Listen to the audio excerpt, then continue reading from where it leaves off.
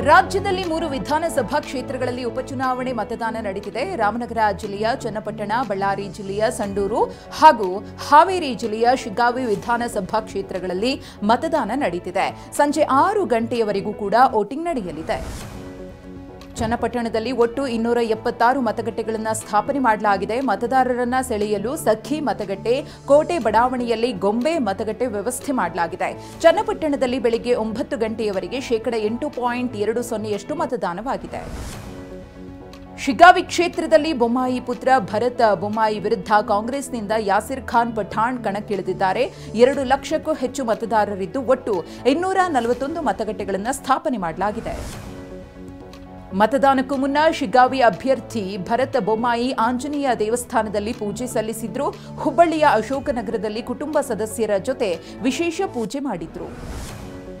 ಬಳ್ಳಾರಿ ಜಿಲ್ಲೆಯ ಸಂಡೂರು ಕ್ಷೇತ್ರದಲ್ಲಿ ಕಾಂಗ್ರೆಸ್ನ ಅನ್ನಪೂರ್ಣ ತುಕಾರಾಂ, ಬಿಜೆಪಿಯ ಬಂಗಾರು ಹನುಮಂತು ನಡುವೆ ನೇರ ಹಣಾಹಣಿ ನಡೆದಿದೆ. ಒಟ್ಟು 2,36,100 ಮತದಾರರಿದ್ದು 253 ಮತಗಟ್ಟೆ ಸ್ಥಾಪನೆ ಮಾಡಲಾಗಿದೆ. 55 ಸೂಕ್ಷ್ಮ ಮತಗಟ್ಟೆಗಳಿವೆ. ಸಂಡೂರಿನಲ್ಲಿ ಕಾಂಗ್ರೆಸ್ ಅಭ್ಯರ್ಥಿ ಅನ್ನಪೂರ್ಣ ಮತ ಚಲಾಯಿಸಿದ್ರು. ಪಂಚಾಯತ್ ರಾಜ್ ಎಂಜಿನಿಯರಿಂಗ್ ಉಪವಿಭಾಗ ಕಚೇರಿ ಮತಗಟ್ಟೆಗೆ ಪತಿ ಸಂಸದ ಇ ತುಕಾರಾಂ ಜೊತೆ ಆಗಮಿಸಿ ಮತದಾನ ಮಾಡಿದ್ರು.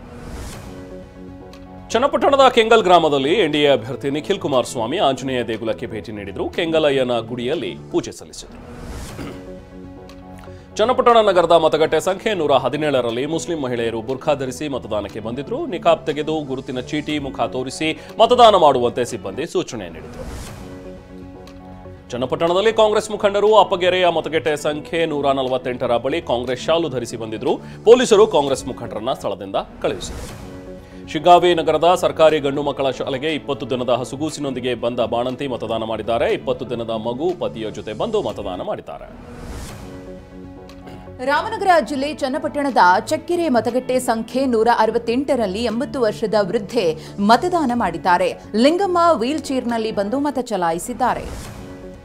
ಬಳ್ಳಾರಿ ಜಿಲ್ಲೆ ಸಂಡೂರಿನ ತೋರಣಗಲ್ ಗ್ರಾಮದ ಜನತಾ ಕಾಲೋನಿಯಲ್ಲಿ 70 ವರ್ಷದ ವೃದ್ಧೆ ಮತದಾನ ಮಾಡಿದ್ರು. ಬೂತ್ ನಂಬರ್ 119ರಲ್ಲಿ ಮತದಾನ ಮಾಡಿದ ಶರಣಮ್ಮ ವೃದ್ಧೆ ವೀಲ್ ಚೇರ್ನಲ್ಲೇ ಬಂದು ತಮ್ಮ ಹಕ್ಕನ್ನು ಚಲಾಯಿಸಿದ್ರು.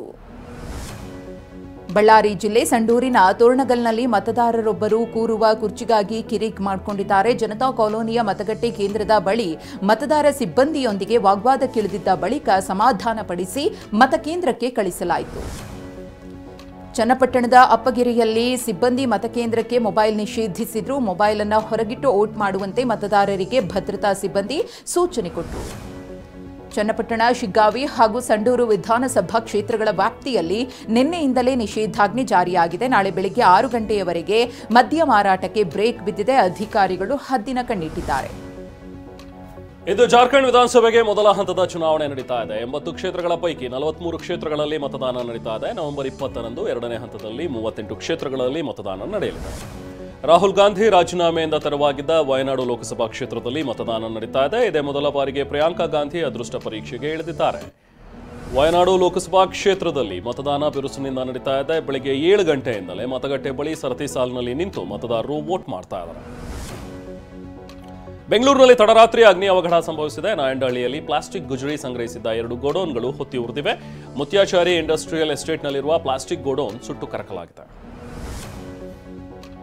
ಸಿಎಂ ಪತ್ನಿ ಪಾರ್ವತಿ ಪಡೆದ 14 ನಿವೇಶನಗಳ ವಿಚಾರದಲ್ಲಿ ಮತ್ತೊಂದು ಅಕ್ರಮ ಬಯಲಾಗಿದೆ. ಅರ್ಜಿ ಹಾಕದ ಸಿಎಂ ಪತ್ನಿಗೆ ಮುಡ ಅಧಿಕಾರಿಗಳು 14 ಸೈಟ್ ಖಾತೆ ಮಾಡಿಕೊಟ್ಟಿದ್ದಾರೆ. ತನ್ನ ವಿರುದ್ಧ ದೂರು ನೀಡಿದ್ದಕ್ಕೆ ಸ್ನೇಹಮಯಿ ಕೃಷ್ಣ ಎಂ ಲಕ್ಷ್ಮಣ್ ವಿರುದ್ಧ ಕಿಡಿಕಾರಿದ್ದಾರೆ. ನನ್ನ ಪರವಾಗಿ 100 ಕೋಟಿ ಹಣ ಕೇಳಿದ ವ್ಯಕ್ತಿ ಯಾರೆಂದು ತಿಳಿಸಿ ಅಂತ ಸವಾಲ್ ಹಾಕಿದ್ದಾರೆ. ಜಮೀರ್ ಅಹಮದ್ ಟೀಕಿಸೋ ಭರದಲ್ಲಿ ಪುನೀತ್ ಕೆರೆಹಳ್ಳಿ ಮುಸ್ಲಿಮರ ಧಾರ್ಮಿಕ ಭಾವನೆಗಳಿಗೆ ಧಕ್ಕೆ ಮಾಡಿರುವ ಆರೋಪ ಕೇಳಿಬಂದಿದೆ.